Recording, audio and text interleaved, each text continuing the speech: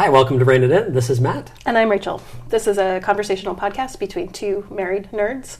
And we talk about travel, and we talk about food, and we talk about just whatever we feel like. But we try to keep it reined in so that we don't go on forever. Yeah, and today we've got two special guests with us. We've got our good friends, Brian and Sarah. First time that we've had special guests since our second episode, where we lost half the interview. So hopefully this one will go better. Right. So they've got a podcast called Animal Vegetable Marital that they've been running for over a year now, or about a year. And I don't know, we got some shrugs. And some amount of time. Yeah, during today's episode, we're going to go ahead and we're going to talk about their recent trip to Hawaii, traveling as a vegan, and just traveling as a couple in general. Yep. All right. It's going to be awesome. Sounds good.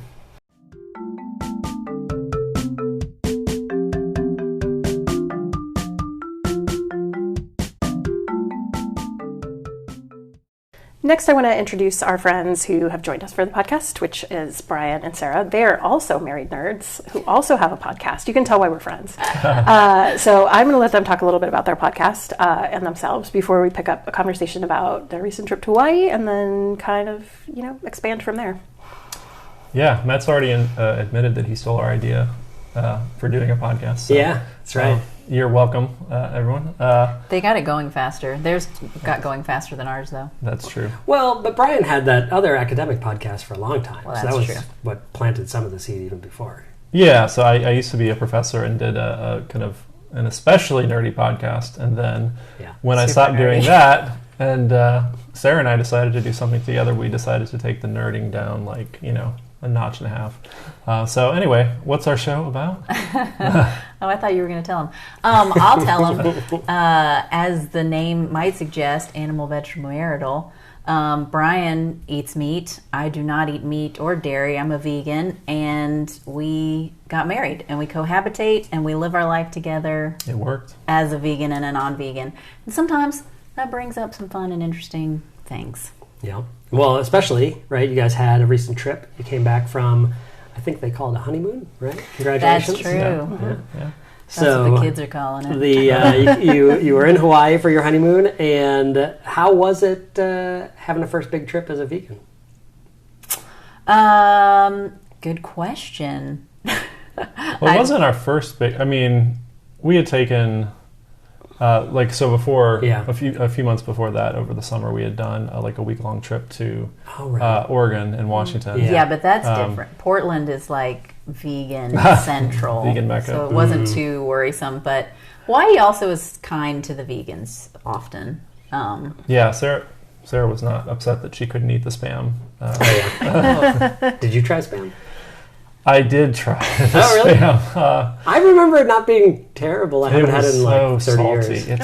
It's like, that makes sense. Just, I don't know what, Brian. And I had the regular Sarah, we were in the grocery store because we were going to be there for a couple weeks. And so Sarah's like, we're not going to eat out every day. We want to have things. And so I decided just to partake of the local culture, I was going to have some Spam. And they have a selection now. It's not just the regular. They also have I don't know, barbecue and teriyaki or whatever. I'm making that up, but different kinds. And so Sarah was wisely like, you should not get the regular. You should try something with more flavor. But I was like, no, I want to be authentic. I'm going to get the regular. Well, also, you literally cracked it open, stuck a fork in it, and took a bite of it, and then thought it was disgusting and threw it away. And in my head, I was like, you should slice this, pan fry it or something. Yeah. Would you just stick a fork into tofu uncooked? No, I don't know hardly anybody that would do that. So, but in my mind, it was I've always heard of it as canned ham. Right. And I love ham, and I would just take a fork and stick it in a piece of ham and eat it. So I'm like, I'll try Well, and I really think Spam is designed to be cooked. It does say fully cooked on the container, but I mean, it's true about tofu too. You can eat it as it is. It's not going to hurt you. And but do you want to? Is it going to be good? No. Yeah. So that was a backfire there. But before we went to Hawaii, I did do some research, which any good vegan is going to do some research before a trip. But I really tried to keep it to a minimum this time. I will say I think this trip happened in a time in my life where I've really been kind of trying to tone it down. Not the veganism, but just the insanity that can surround it a little bit for me. Kind of a lot of control about food and prepping and like the research and all that. So I did a little bit. I wanted to make sure there was a little something for me to have. Like we had a really nice Christmas Eve dinner, and I wanted to, have a nice place to go then, because a lot of them had like preset menus. Yeah. Oh, right. It's like, which is, here's a meat appetizer, here's a meat entree, and here's like a super chocolatey and ice cream dessert. Yeah. So. And that's so we almost, it took a while to find a place, because even places that sometimes have vegan options on the menu, if it's like a special occasion, they'll do like a stock menu, and those are much less likely to be. Yeah. So we I don't know how many places we looked at or called, but and some were not open, and so originally we wanted to do a nice dinner or meal on Christmas Day, and that just wasn't possible. So we ended up doing Christmas Eve, it was really great. What was the name of the place? Roy's? It's called Roy's. I meant to look up the chef's name, but he's very popular in Roy, right? It's not Roy, right? It is Roy, but I can't remember his last name. Oh, all right. But he's spread out into like California and stuff too. And I think while we were there, somebody told me that he's starting this like giant, some kind of thing in like Michigan, something random. Weird. Yeah. But anyway, Michigan's kind of like an island if you only look at it from three sides. But he's big cold island. He's definitely, really doing well for himself over in Hawaii. And they have a vegan preset menu all the time, and they had it on Christmas Eve. Oh, nice. What was it? It was delicious. Yeah. It was a risotto with mushrooms. And I'm looking at Brian. Hoping There's multiple he can courses. help me. I can't remember. Yeah, I can't remember what the first one was. It might have had beets in it. Was it the colorful thing with beets? Shoot, I should have. I just remember my prepped food it. because it was so good. We do this all the time, though. Like, we go someplace. Well, also, I've got just a terrible memory. That's true. But I'm more into, like, I came away with feeling the experience was fun. I might remember, like, one or two little pieces of it, but overall, yeah. Well, one thing they did was they had asked us if it was a special occasion when we called and made the reservation, and so we told them it was our honeymoon. Christmas Eve? Oh, but yeah. Yeah. I hadn't thought about that. But so they gave us this like twirly ribbon thing when we sat down, and the first guy didn't explain it to us. So when our waiter came over, I was like, what does this mean? Is this a special tradition? And he was like, no, it's really just to like show everyone that serves you that it's a special occasion for you. And I was like, cool. So they brought us out this delicious like chocolate tart on a plate at the end, and they had written like happy honeymoon. That's cute. It was really sweet. So it might be that this place is normally really awful, and we just got they knew No, I because doubt the that. ribbon was there. They had to treat us good. I doubt that. But we had delicious cocktails there too, and in general, cocktails that were place good, was great. Except it was smack dab in the middle of Waikiki, which is insane and not my scene at all. Yeah, it's impossible to park there. It's all the like Ritzy shops, ritzy, fancy, beautiful, not our people. It's like being in Buckhead here. Are you saying we're not beautiful people?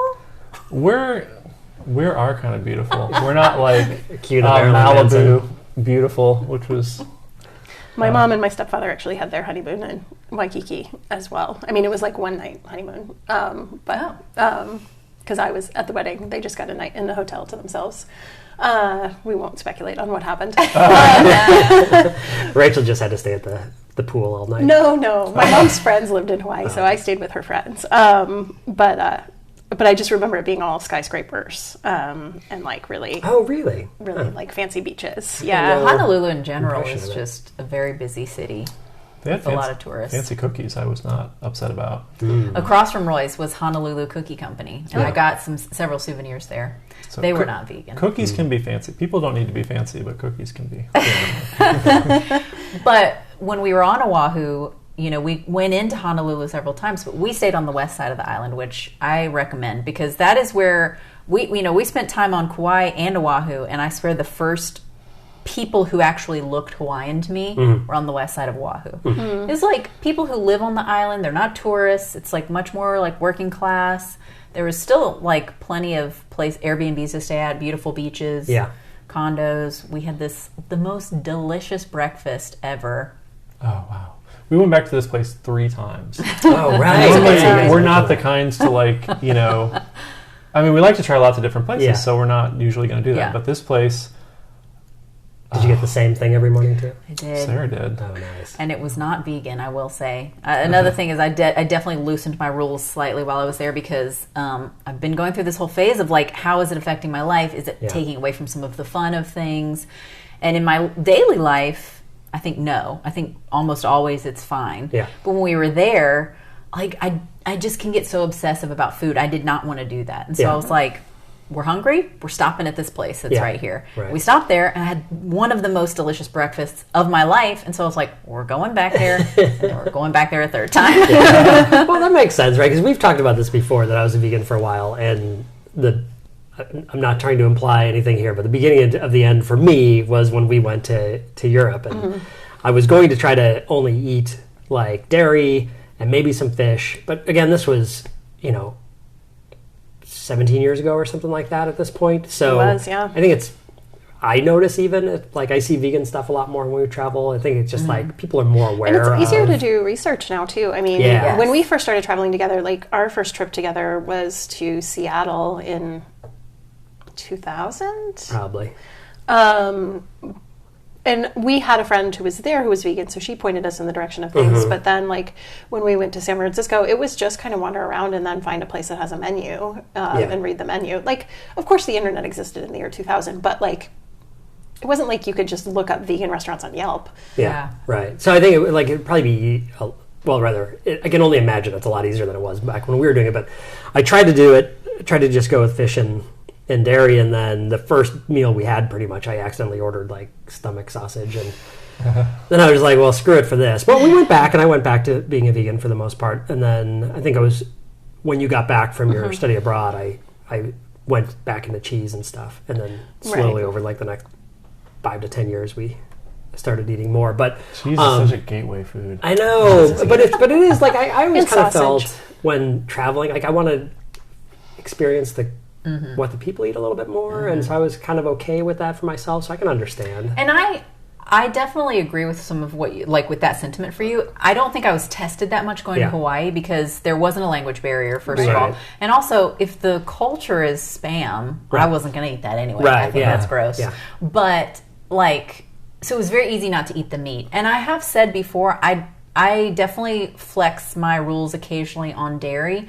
I don't on the meat. Right, I don't know if that would happen if I went to, say, like Argentina or, somewhere where meat is much more ingrained in the culture. Yeah. It's possible I would taste it. I don't know. Like, I haven't made that decision yet. Yeah. Well, but I also, have to. Right. I've said before, like, for me, being a vegan, like, eating like a vegan or living my lifestyle like a vegan is very important to me. It's an important value for me, but I have a lot of other values. And so sometimes it's in the day or the moment when I decide, is my mental health and my relaxation on this amazing trip I'm on with my husband more important in this moment? And like, I know a lot of vegans probably would say no, like this is the life of an animal or whatever.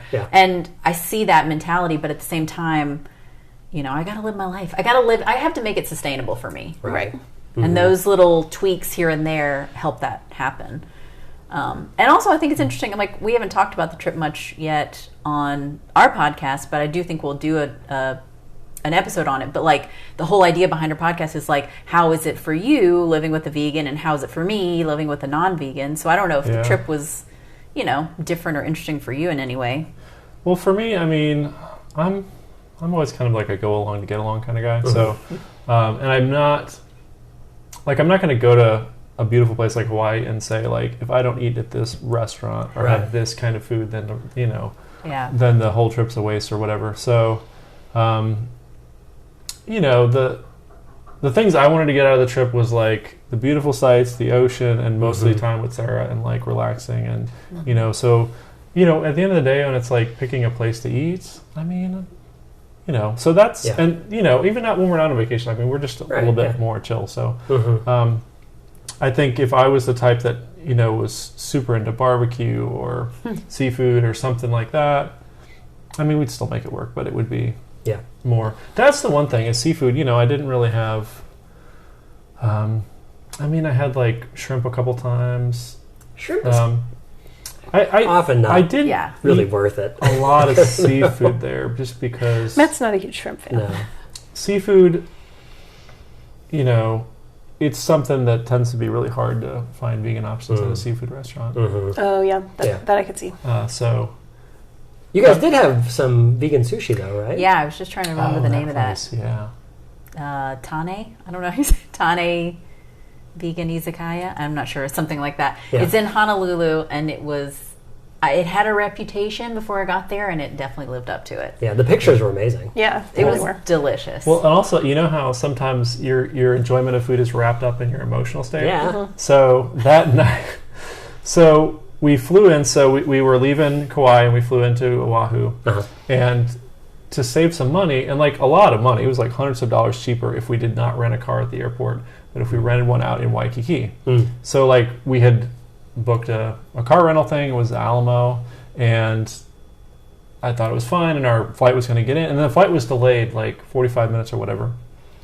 And we were in the lift on our way to the Alamo in Waikiki, and we realized that the place was going to close. Oh, no. Before we got there. Yeah. And our Airbnb was like completely on the other side of the island, like over an hour away. And we had reservations for the spa day the next day on the west side of the island, too. So really needed a car. Yes. So we needed, and so I was calling, like the whole lift ride, I must have called like, and I was trying the national number and the Waikiki and the airport number and like everything. And we got there. And our Lyft driver was a pro. I mean, he drove well. He knew what was going on. I think he was could really hear me trying on the to help phone. us. So we got there like 5 minutes late, and they were these guys were closing up, and somebody else was talking to them and trying to get them to accept a car late, and they were giving them a hard time. And they were there before us. Yeah. And I'm like, but I guarantee you, no one would have been back there to even talk to if those people hadn't been there, because the guy was literally at the gate, like trying to not let them in. Yeah. Yeah. So I talked to the guy, and he went and got the other guy, and like not to make too much out of the story, but like. We had to ask, like I asked a couple times, and then I offered him $80, which is all the cash. Oh my God! You had to bribe. He wouldn't take the money. Oh, he would. He was such a nice guy. Okay. But finally, I broke him down. And so I've never seen Brian Amson be like this before. By the time I'm just pausing because you called me Brian Amson. That's sorry. Not my name. Right. Amson. Yeah. Anyway, not important. Anyway, we went directly from there to the sushi place. And by the time we sat down, prices had been averted. Yeah, you were a little amped. Yeah. We had a drink. We cheers to the Alamo guy. Nice. Yeah, we didn't even know his name, but we... That's awesome. There was literally no time to even read his name tag because when he finally was like, all right, come with me, he came up on the computer, printed something out, looked at our ID, and then took us to the car. It was like 3 minutes. Wow. Yeah, he was fast. Crazy. All right, so we take a quick break here. We'll get a drink of water, and we'll let everybody hear the bleep bloop, and then cut in for part 2. Yeah, talk some more. All right.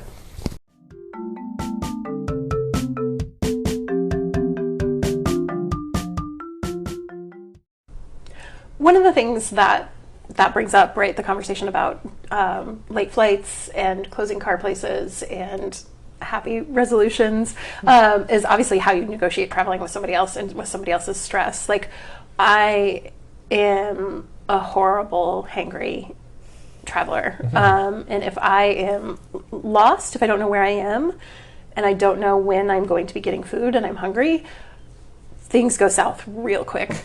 I will. For people listening, that's Rachel talking, although it could just as easily have been Sarah talking.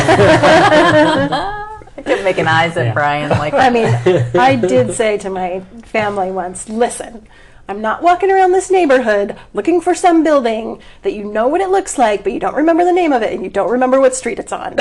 I'm not doing that. But then we turned the corner and it was the building that they were looking for. And so everything resolved happily, and I had a really delicious pear soaked in wine and cream and stuff. But it all worked out fine. But I was like, no. Yeah, heat and thirst is another one that triggers you. Yeah. Oh, like they're just the baseline needs, like primary needs. See, for me, like, I'm generally definitely more prone to get stressed out than Sarah, but I'm not as affected by the like biological stuff. Like getting tired and getting hungry doesn't like change my mood as much. At least I don't think it does, right? But I mean, maybe it does sometimes. Sorry, just cut you off. Well, no, I was just saying, like, I do think that's true. Like, you're not quite as tapped into that. Whereas, like, the second I have to pee, I'm like, where is a bathroom? Or, like, if I even think about food, I need to know what's happening. Yeah.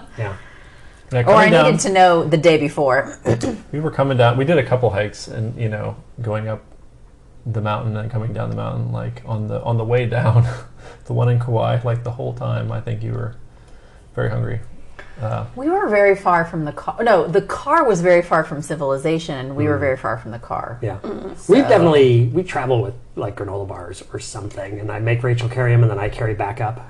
But yeah, I mean, it's just things that we've learned over the course of many and years. I also think that some of my I'm not going to stress and prep too much. Let some things that are very important slide. Yeah. I usually also have stuff with me, but we weren't quite as prepared that day.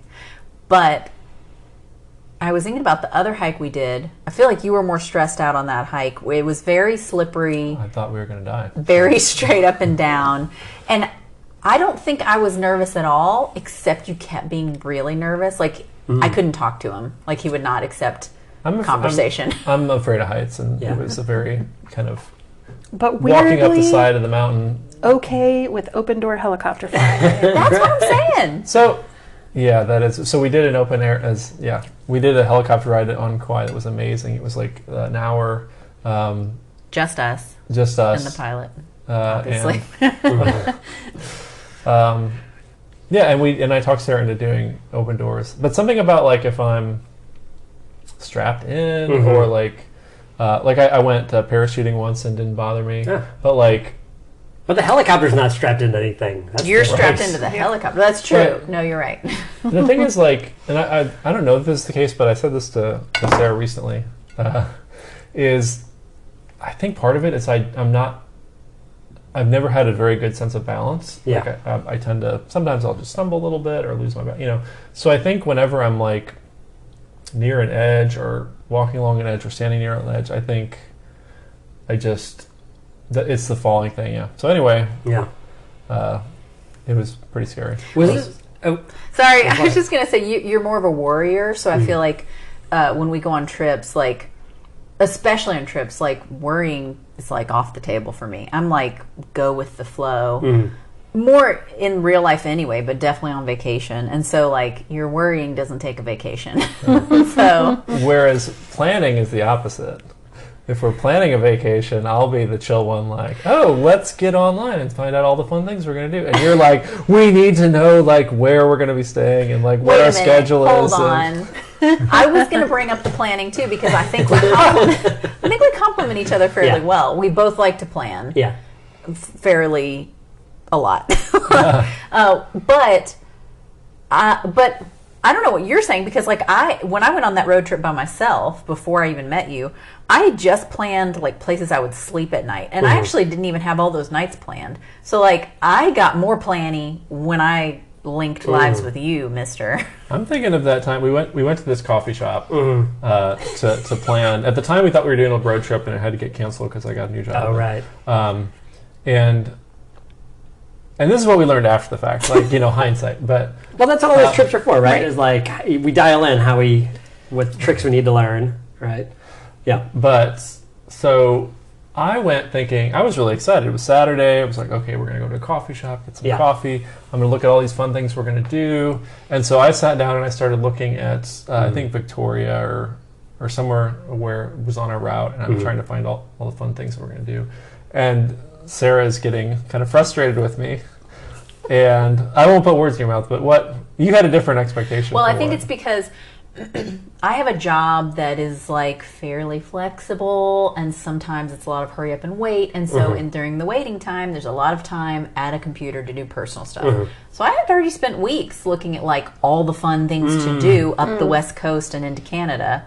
And so then when we went to sit down, in my head, we needed a timeline. I was because we're going to need to book flights and places to stay in the next couple weeks. So let's talk this through, decide a plan. So we didn't talk about that ahead of time, and we got to the coffee shop, and he's just and he's just in the zone looking at his computer, and I'm come on. So he's doing the quick things, and you're trying, or not the quick things, you're doing the fun stuff, sort of big picture kind of things, and you're trying to get the structure, right? You're trying to get that's a great way to put it. So but we're not always like that. I think it's because I was ahead of you in the planning. We learned a lesson. I think what we came out of it was we just needed to set expectations, not just, we're going to trip plan. What do we want by the end of this, hour or 2 hours or however long we're going to do the trip planning, like what do we want to have accomplished? Yeah. Right. And if we get on the same page roughly, then Right. we're fine. Yeah. We just did that the other day. We kind of booked a bunch of plane travel and places to stay for like our travel through June or whatever. But it started out similar, I'd say, because you were like, I want to get the Airbnb we're going to stay at, or I want to figure out where we're staying, I want to like get the plane tickets.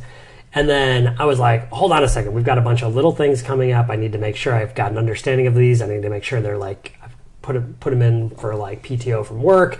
And so you were the same thing. You were like one step further ahead. You were trying to get, and I was like, hold on, we got to back this up. But we ended up meshing. It worked out fine. Yeah.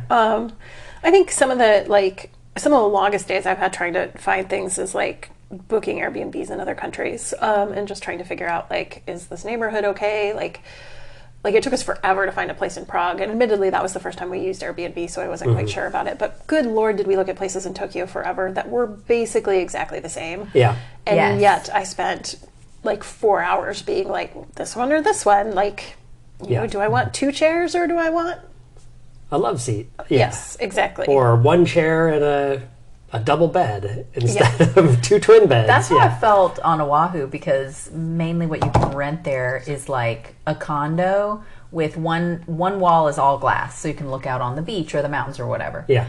And literally we picked the place we did because it wasn't just a wall, it was like jutted out. So it was like glass and then a right angle of glass and then another right angle of glass, and you had a little patio. Yeah. And so the bed sat up like out in that little notch, and it was like, it was perfect. It was beautiful. It was a great view. We could see the sunrise. Yeah, That's we've had really some nice. times, definitely when we like looked at places. Rachel found us a place when we were in sort of rural Japan that she came across and was like, "We're staying here." It was like, all right. So, but then I looked at it and I was like, "Oh yeah, we should do this." It was really nice. And we actually ended up switching our trip around so we could stay there 2 nights instead of 1, just because it was such a nice hotel and it was great.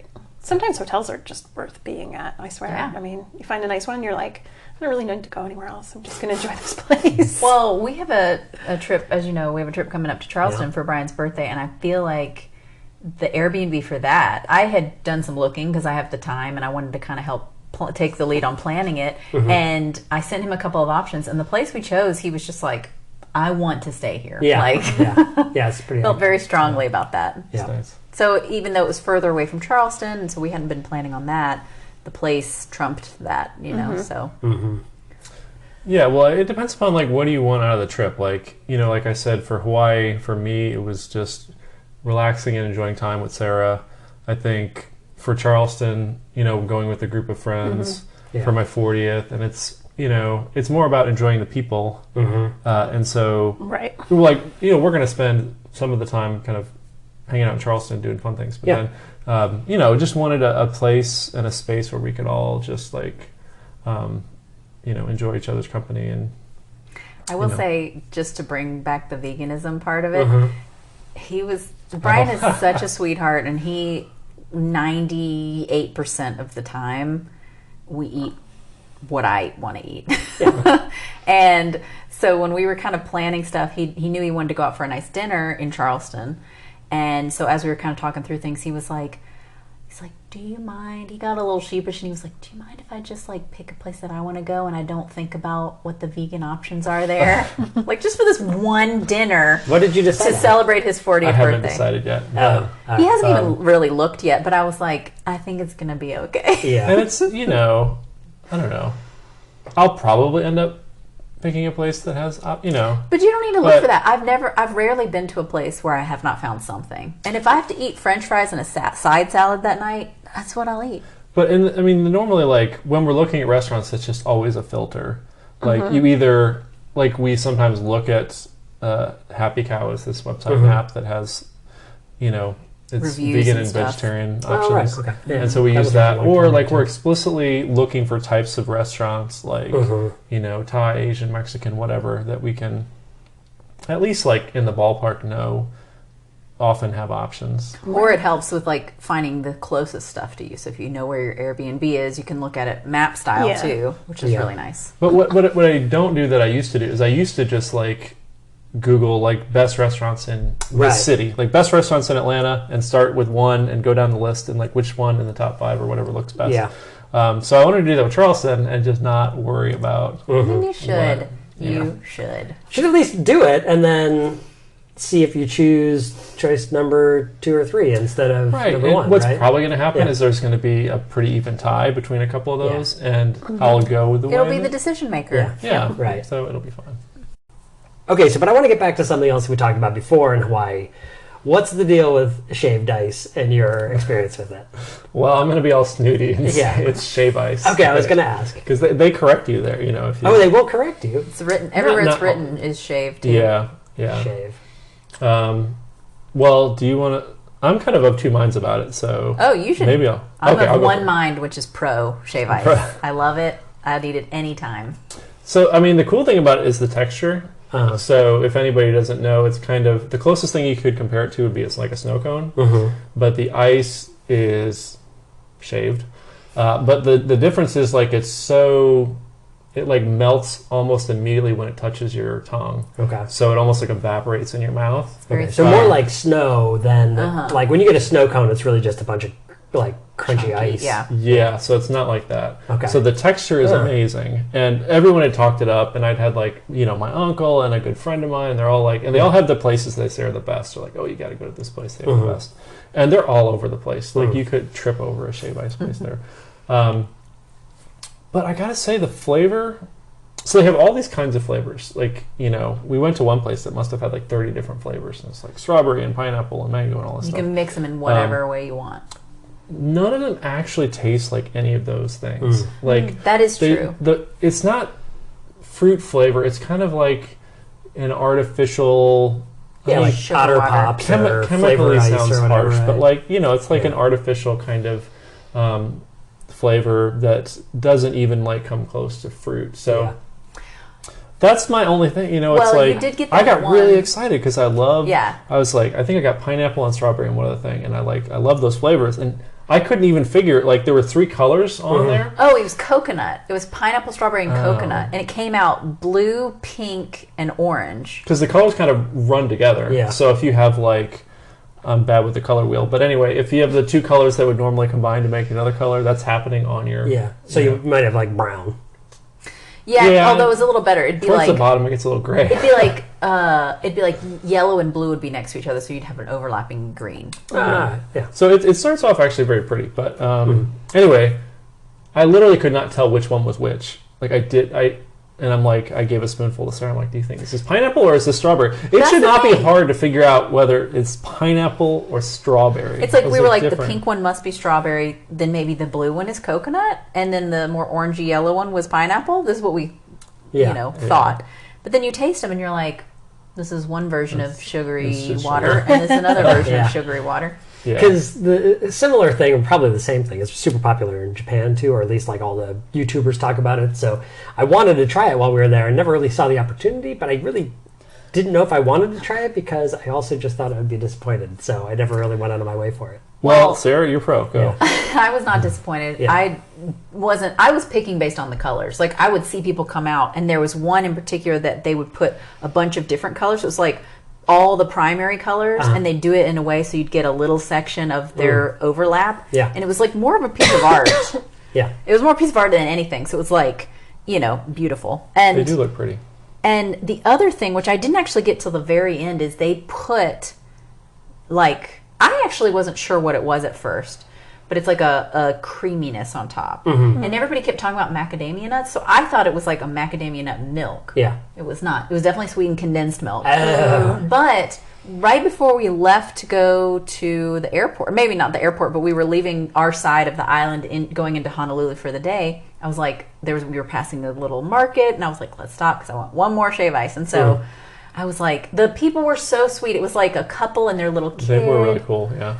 And they were chatting us up, asking us where we were from. They were definitely like, at least appeared to be very much what I envision a person that has grown up in Hawaii to look like. And so they were like, we saw the giant chunk of ice on his little thing, and he like tamps it down into this like spirally thing that makes it just like snow. Yeah. And then he scoops it all up, and then he put all the stuff on it. And I was like, I need to get the cream on the top. And she was like, oh yeah, you haven't gotten that yet? I was like, you've got to do that. So I did that. I even got the like shaker. Is it powdery stuff you put on it? What? It was not That was good. a little weird. It's like seaweed bits or bright. something? No, it's bright orange. I also got it on a cocktail too. Huh. And I wish I had looked it up too. I should have looked that up too. But it's a tradition there. Yeah.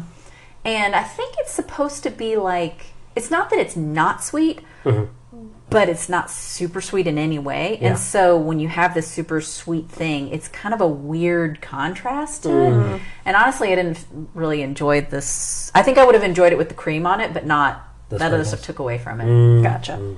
So I don't recommend the orange powder. Yeah.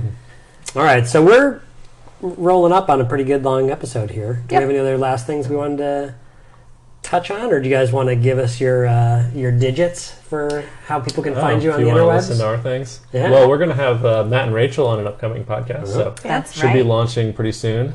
And so we talked to them about their travels in Japan and other And things. Matt being and vegan Matt's- before. Yeah, some things about that. Failed vegan at this point. So you can find us. Where can you find us? We're on all the streaming services, I believe. Animal, iTunes. Vegetable, Marital. Yes.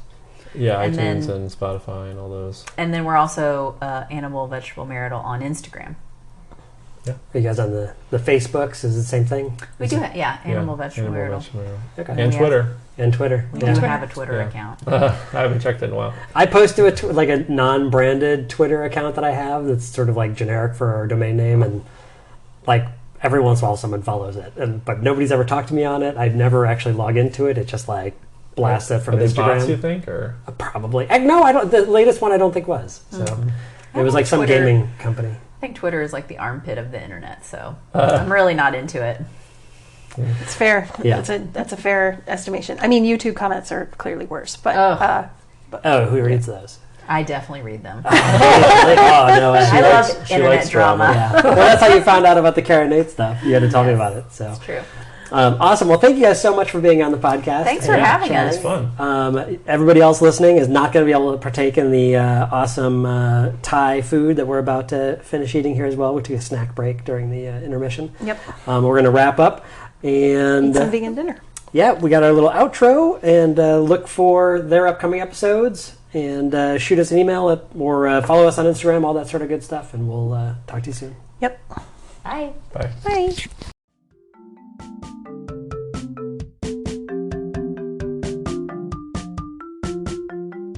You can check us out at anchor.fm/rainitin. That's spelled REINITIN, all one word, no spaces, and you can leave us a message there. You can also follow us at Instagram at rainitin_podcast or email us at rainitin@ssdpress.org, also spelled REINITIN at ssdpress.org. Thanks again to all of our friends and family for all the support and for putting up with this. Have a great day.